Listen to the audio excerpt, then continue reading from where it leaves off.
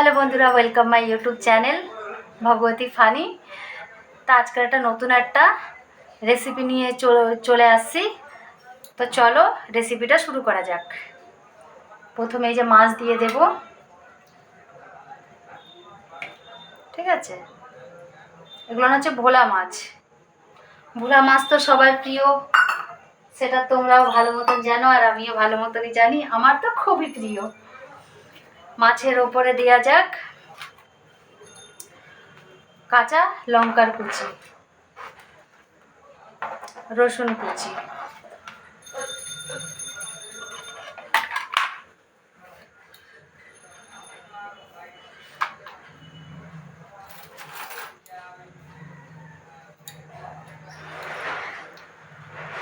আদা রসুন পেস্ট,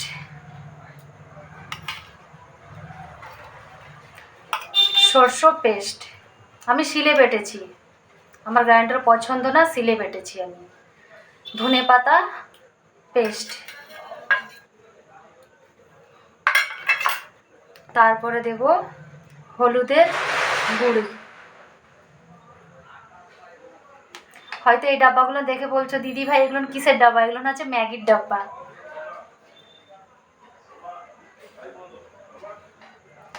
হলুদের গুঁড়ি, তারপরে দেব লবণ স্বাদ অনুসারে, ঠিক আছে, দেয়া হলো। এবার দেব আমরা কাঁচা সরষের তেল,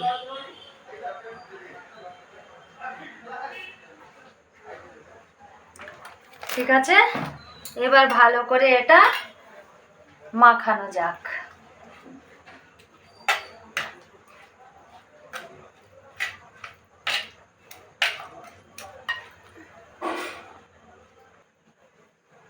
মাখানো হয়ে গেছে এটা। এবার এটাতে জল দেয়া হবে।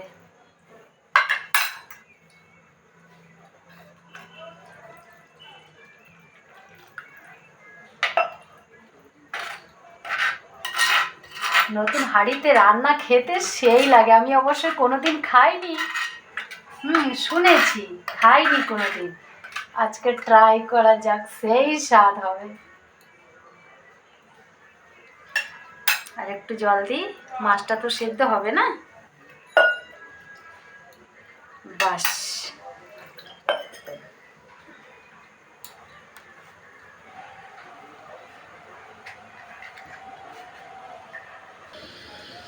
জল দিয়ে দিয়েছি, দেখতে পাচ্ছ। এবারে ঢাকিয়ে দেবো আমরা।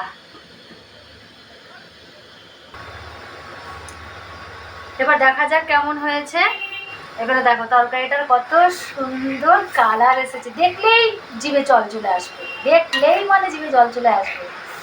শুধু এই অল্প একটু তরকারি নিয়ে এক থাল পান্তা ভাত তো সেটা ছাড়ো, পান্তা ভাত আমি খাই বলে ওই জন্য আমার প্রায় মনে পড়ে, আমার কাছে পান্তা ভাত সেই টেস্টি লাগে। এক থাল গরম ভাত কোথার থেকে মুখ থেকে কোথার থেকে চলে যাবে বুঝতেও পারবে না, এত অসাধারণ টেস্টি তরকারি। তাই এবারে তরকারিতে একটুখানি কাঁচা সরষের তেল দেওয়া যাক।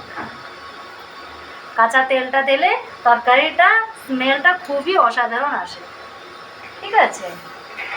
এবারে দেখতে পাচ্ছ তরকারিটা কেমন হয়েছে। বাস, আর একটু শুকবে, আর একটু ঝোলটা একটু টেনে গেলে নামিয়ে নিয়ে আসবো, ঠিক আছে।